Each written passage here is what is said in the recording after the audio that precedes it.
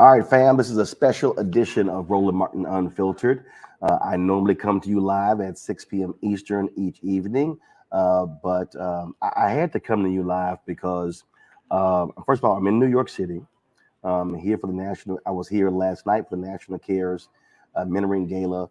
Tonight, we're going to be live streaming the celebration of life for Harry Belafonte at 6 p.m. Eastern.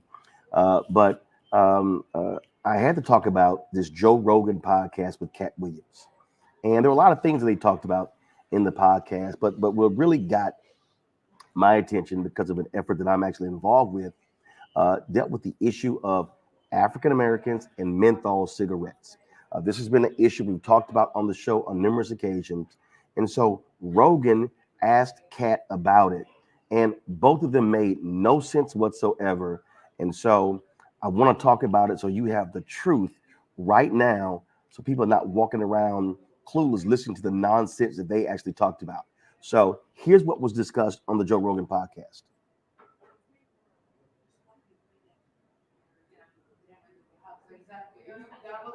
Does your government control you? Even when things don't even make sense. Like in California, they made flavored vapes illegal. Can you imagine? You're like, strawberry mist is our number one That was problem. fine, but they let it also hurt black people in that it counted menthol as a flavor and hurt Newport. So you can't sell menthol cigarettes in California. Right. They have their own cigarettes. They have wild. non-menthol Newports. Yeah.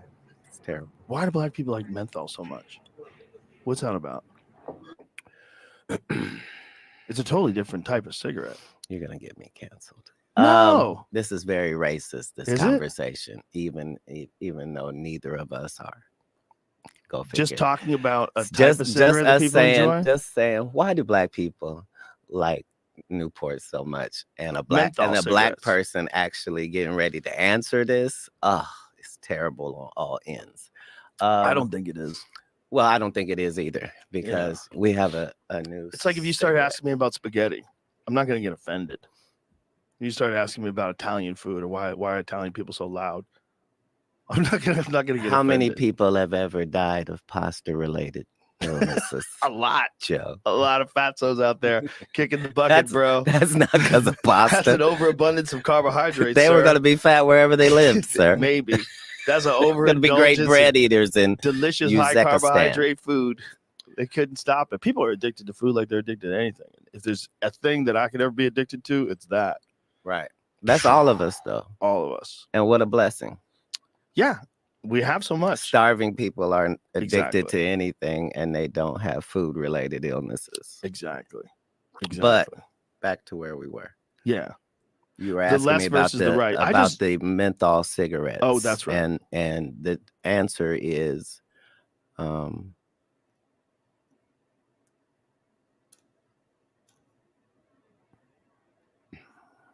we value strength in product. So there's this whole thing with liquor and malt liquor and the difference between the two, and one is richer and stronger. And the more potent version. Right. And as a people, we tend to go with those products. Things that are stronger. That makes sense. Right. Like before things were called concentrate. Yeah. That's what we appreciated. That makes sense. Concentrated. And the fact that menthol is a natural thing. So, anybody who is from the South knows about mint plants and, And menthol used as a skincare product, like injuries and shit. Right. Like you appreciate that as a flavor profile as well. Right. That makes sense. The mint julep. It's just telling people they can't have that anymore. Who the fuck are you? That's my position. Well, and that's a noble position, and we appreciate the fact that you represent that. But the truth of the matter is not pretty. And the truth of the matter is that most people would like to be controlled more by their government if they make it easier. Maybe. Most people are all for government control. as long as they don't have to discuss it. Okay. So that was utterly nonsense. And I think it's important that we don't wait around to figure out what's the truth. And so joining me right now is my dear friend. Seen her on the show before, Dr. Mignonne Guy. She's Associate Professor, Department of African American Studies, Virginia Commonwealth University. She has been on the show discussing this very issue. I've been on panels with her discussing this issue. So we're not newbies to this. And so, Doc, you can just take it away. No need for me to even just throw out a question. When you saw this discussion about menthol cigarettes and Black people, what did you think? Well, my first response is I was heartbroken because I am a big fan of Katt Williams, and I was gutted and devastated by his comments with Joe Rogan. I would expect Joe Rogan to make these kind of comments. They were very racist. His were actually, but not from Katt. Now, one thing that we need to understand is that, first he said that California ban has harmed Black people, right? By banning menthol, we have harmed Black people. That is not the case. That is not true. By keeping these products on the market, keeping menthol cigarettes on the market, we are killing Black people.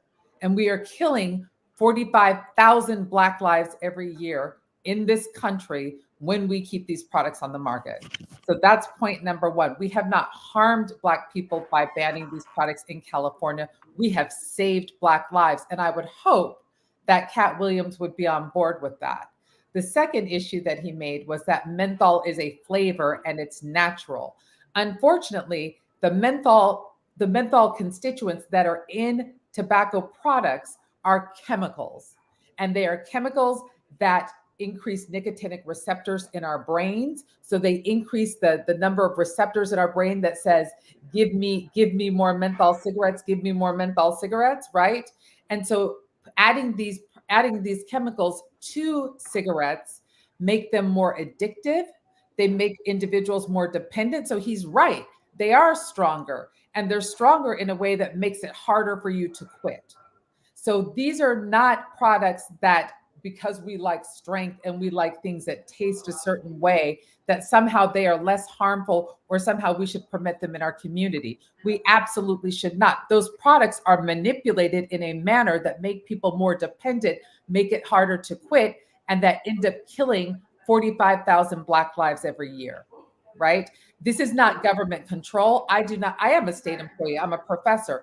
But let me tell you something. I do not work for the government. I do not hope for government control. I am a researcher. I am a scholar. I am an advocate for saving Black lives, which is precisely why I do the work that I do, right? I'm not going to roll over just because the big government tells me to these products. I do this because I see my brothers, my sisters, my aunts, my uncles, everybody that looks like me. We are the ones that continue to suffer from these products being on the market. Yes, Joe Rogan was right. They banned flavored vapes. They banned flavored cigarettes, other flavored cigarettes in the 2009 Family Smoking Prevention Tobacco Control Act, but they did not ban menthol at that point in time when they had the opportunity to. And they didn't because the tobacco industry, menthol cigarettes comprise 37% of the market share of cigarettes in this country. So they thought, oh, that's fine. We'll keep these 37% of our market share. It doesn't matter that 85% of Black people who smoke menthol cigarettes. We don't mind. We'll leave them on the table. So when we talk about these policies around menthol, and when we talk about these products particularly, we need to understand exactly what they are. So I would hope that Katt and Joe would educate themselves and have a better understanding about the dangers of these products within our communities, as opposed to being proponents of keeping them on the market and continuing to harm our communities, continuing to lose those 45,000 Black lives every year, continuing to lose our young people who end up using these products, young Black and brown individuals, children and youth and young adults that are more likely to use these products because they taste better and because they make the poison go down more smoothly. The minty products that we're used to in the South that Katt was talking about in this format are killing us. And that created. So let's go back and first start with Rogan complaining about the flavored vapes. The reality is that the tobacco industry saw the data, and the data showed that the people who were smoking in America, it was decreasing. That's right. And their deal was, okay, well, baby boomers, they're getting older, they're passing away. Fewer Gen Xers were smoking, and then fewer millennials and fewer Gen Z. So they needed to create a product that could attract the younger person that would introduce them to the tobacco family and then transition them to become smokers, correct? That's right. To transition them to be dependent on nicotine products, right? So the tobacco industry, these people are very wise. They study all of our communities very carefully because they're in the business of making money. So they have to have an off-ramp. They're not going to close down a multi-billion-dollar business. So they're going to introduce new products every time in order to, as public health decreases, as our work in public health decreases the use of tobacco, combustible tobacco products, the ones that you're burning, right? The combustible ones, you see automatically the introduction of non-combustible products that they say are safer or that are harm reduction products. These are not safer products. These are different mechanisms for delivering the same type of drug, which is nicotine, right? And the thing that we have to remember with this, because right now we are trying to ban menthol in the country. California has been successful. They are a role model for the rest of us. But the federal government has not yet banned menthol in across the US. But let's just watch what happens with this one, because in that pending ban, that potential ban that's at the federal government right now, they're talking about banning menthol cigarettes, combustible cigarettes, and potentially flavored cigars, but they are not talking about banning menthol vapes. So it gets to your point, Roland, which is if the industry has to ban the menthol, if the federal government finally gets that ban through, and the industry that menthol is gone, it's off the market, menthol cigarettes have gone away from the market, then there's a new product that's introduced that will take the place, that will be the off-ramp for so continue to sell their drugs in these communities. That is so we know work. So we know that the Biden administration, they delayed the announcement. The FDA has talked about this ban. This was in December. So they have to make a decision by March. By next month. That's right. Whether to actually do this. That's right. And so there have been a number of individuals, organizations, and others out there that support this ban on menthol cigarettes. Yes. There was last month, that was this menthol funeral that took place in the nation's capital. That's right. And so what people don't seem to understand about this is that also there are big city mayors that are supporting this. Mayor of LA, Karen Bass, the mayor of Cleveland, Justin Bibb, the mayor of Pittsburgh, Ed Gainey, the mayor of Columbus, Ohio, Andrew Ginther, the former mayor of Columbus, Ohio, Michael Coleman, who was a menthol cigarette user for 30 years, the mayor of Savannah, Van Johnson, the mayor of St. Louis, Tashara Jones, the former mayor of Philadelphia, Michael Nutter, Andy Shore, the mayor of Lansing. And so we could go on and on and on. And so they understand the health implications about this. As you said, this ain't about Black people in mint juleps and us sipping on a drink. This is not about Black people using Vicks Vapor Rub on our chest and backs when we're sick.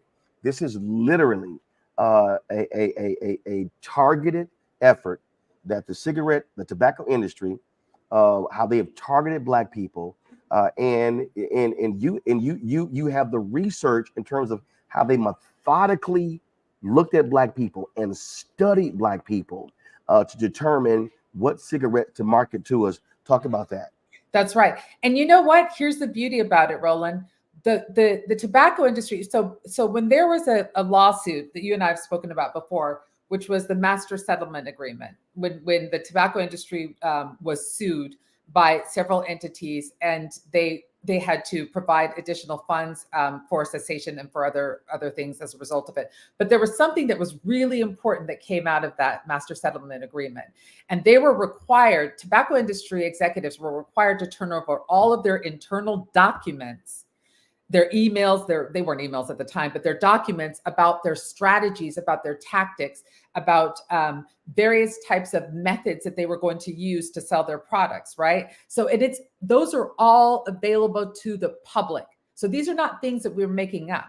The University of California at San Francisco have the tobacco industry documents, and any person, any resident, any citizen, even internationally, any person in the public can go look at those documents themselves, and they can actually research and look at the strategies that were used by the tobacco industry over years in order to target Black communities. So there are documents that are out there that explicitly state that the tobacco industry, for example, understood that Black Americans like to go to cultural events. They like to, they want to be perceived as a certain image. A lot of them go to church. So if we give money to churches, then we'll be able to get these products in their communities. If we sponsor different music events or cultural affairs, tie ourselves with those communities, then our brand would be recognized and it'll feel like it's part of the Black community. So they studied us. I am a Black studies professor. The tobacco industry was studying Blacks. They were conducting Black studies before my discipline actually existed, because they hired social psychologists and they hired sociologists to study our practices, to study our likes, our dislikes, to study our fears, our concerns. And that's how they have consistently kept these products in our communities. And this is so hold on. So when we say we were targeted, mm-hmm. You say the data shows they literally hire experts to put Black people under a microscope to figure out how can we, one, create a product and market the product to them that they will accept. That's right. That's right. They have it specifically, and they talk about not just Black people, they talk about young people specifically. How do we create products that are more appealing to young Black people?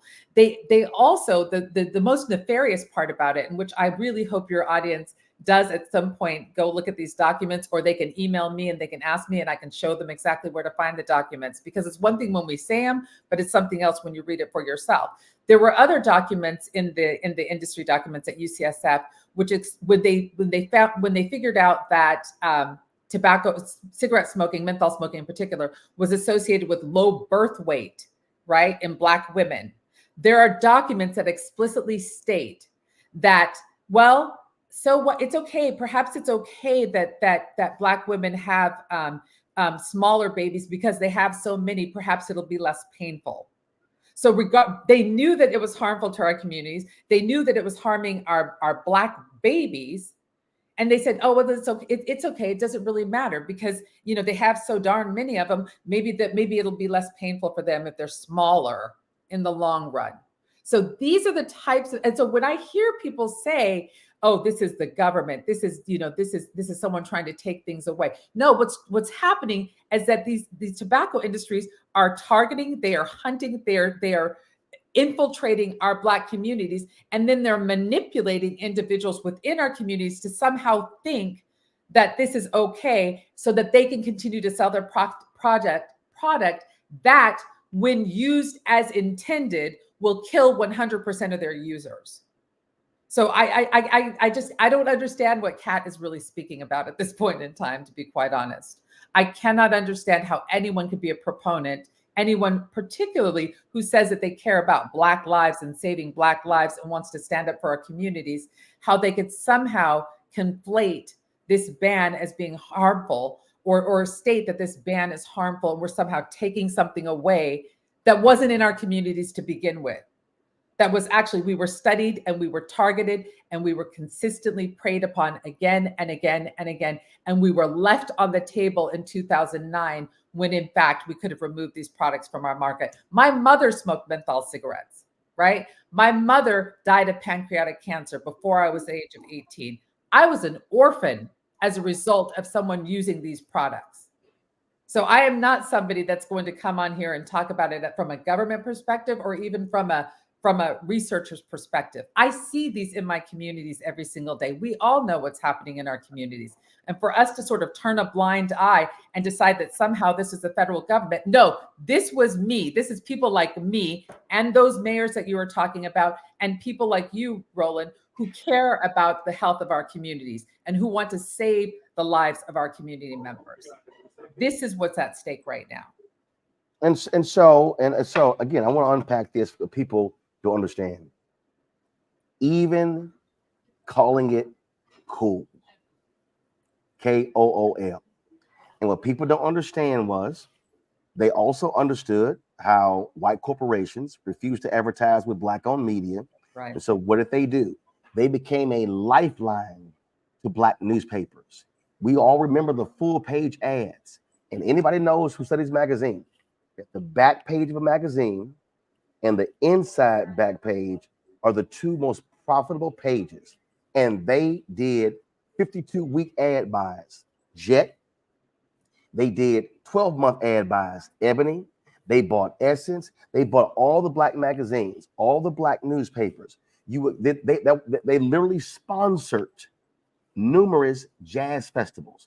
The Cool Jazz Festival is now the Cincinnati Music Festival, but that's what it was called. They sponsored the traveling concerts. And so everywhere in Black America, you were inundated with cool, cool, cool. The billboards, they were on playgrounds. And even in the advertisements, it was how we were smoking and laughing, enjoying ourselves. Their whole deal was, as you said, using the sociologists and psychologists, said, right.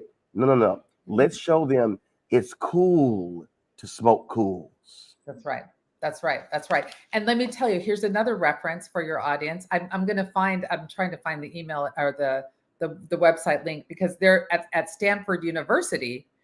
They have a collection of all of the ads for tobacco products over the years, right? So all those ads that you're talking about, those Ebony and Jet, some of your audience members may be too young to remember those types of adverts.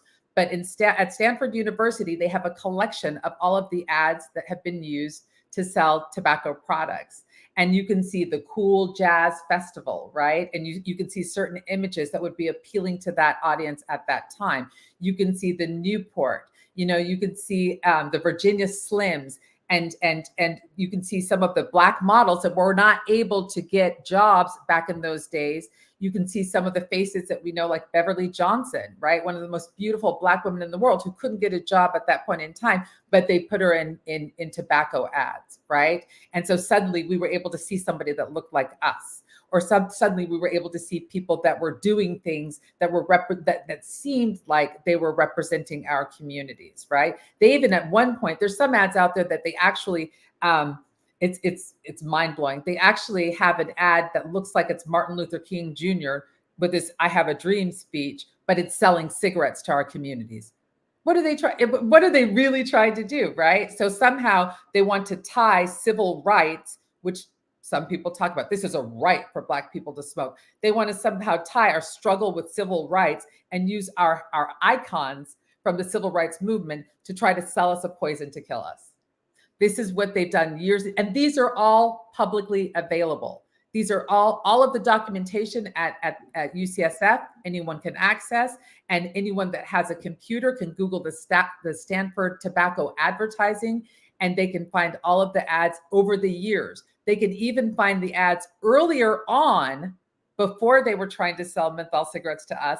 They can find other ads that are highly racist ads, showing us as pickaninnies, right? So why do we want these products in our communities, and why are we defending them in our communities when this is how we've been depicted over the years?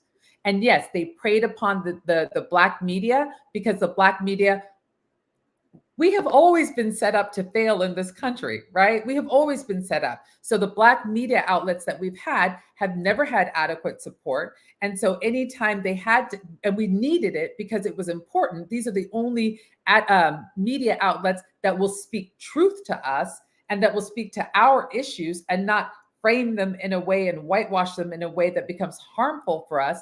And so the tobacco industry saw a need, saw the gap, leveraged or exploited all of the divestment from our communities, and they came and paid for these ads to go in our media outlets and to make sure that they sent those products to our communities, to make sure that they can spread the drugs, deal their drugs. And what they're still doing is they still continue to target our community. When this FDA ban was put in place, they went hot and heavy. They began to spread money around to civil rights groups, to civil rights leaders.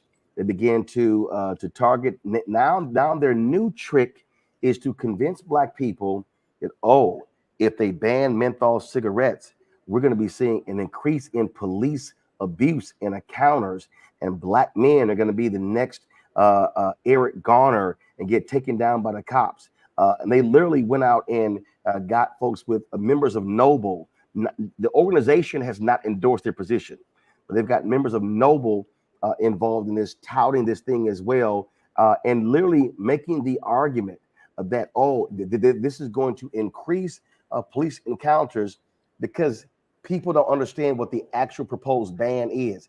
It hasn't. So tell people exactly what that ban is and how the tobacco industry is spreading big money around the Black community to try to stop this ban. That's right. That's right.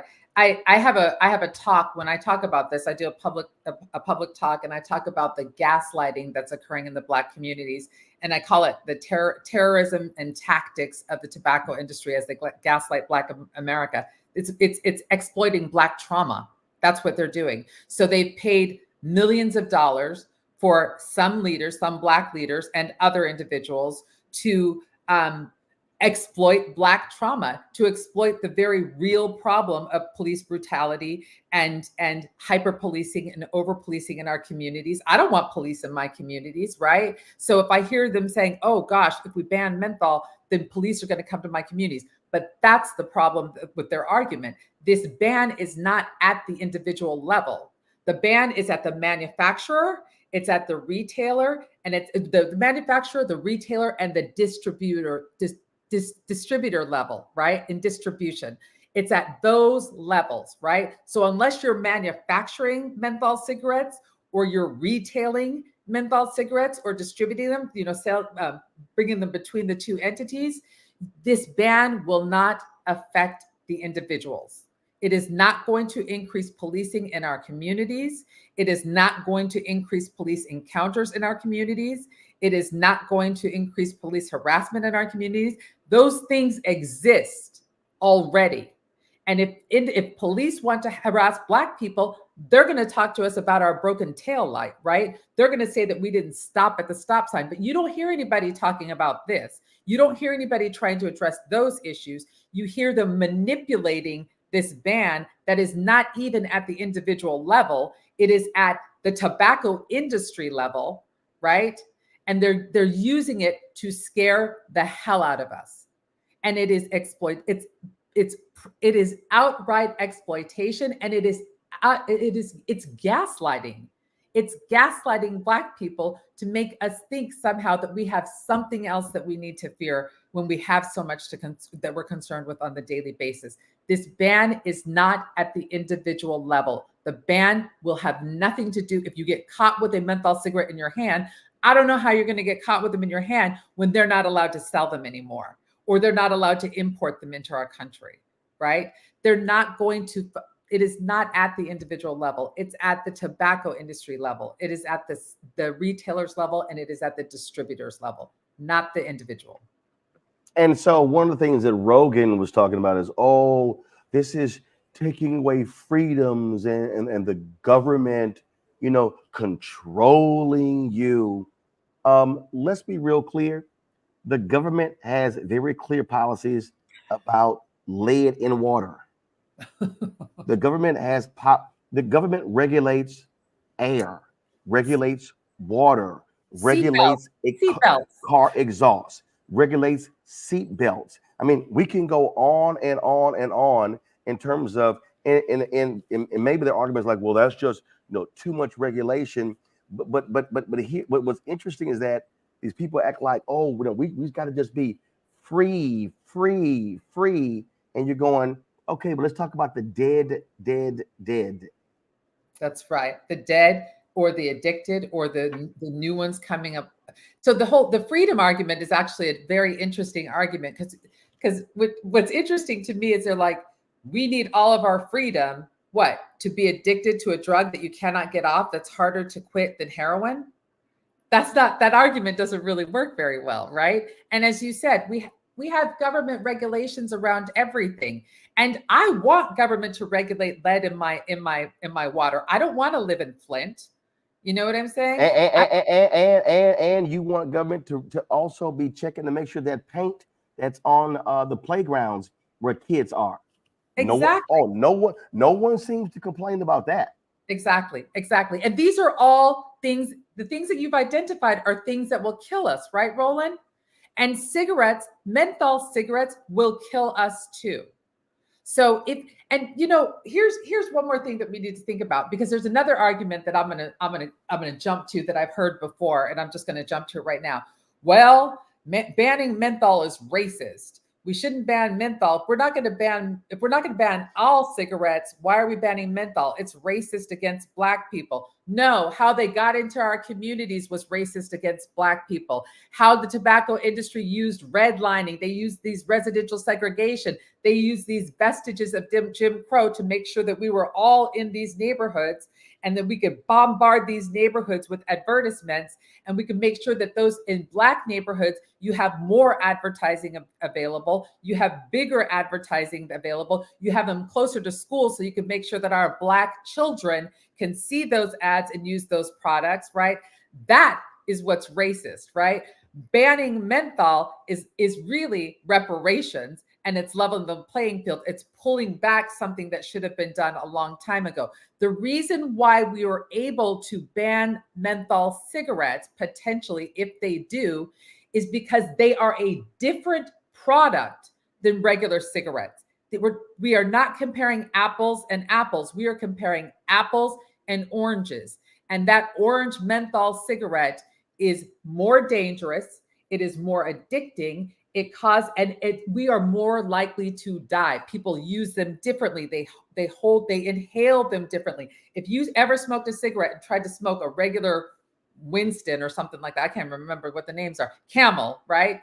Versus smoking a menthol. When you smoke a Camel, what are you going to do? You're going to cough it up, right? When you smoke a menthol cigarette, it soothes. It has anesthetic appeal, it's more smooth as it goes down your throat, right? So it's got this anesthetic sort of response that you have.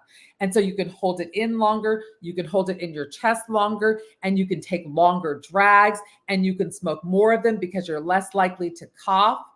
That's not the same as what happens with regular cigarettes, right? So the reason why we even are having this talk about the ban, it's not because just Black people smoke them. It's because they are a different product that are more dangerous. And they know that there is no evidence-based cessation device on the market for them. So we have to ban them because we don't have an off-ramp for people to be able to quit using them. This is our option that we have. We do not want lead in our water. We do not want lead in our paint. We do not want bad air, polluted air in our neighborhoods.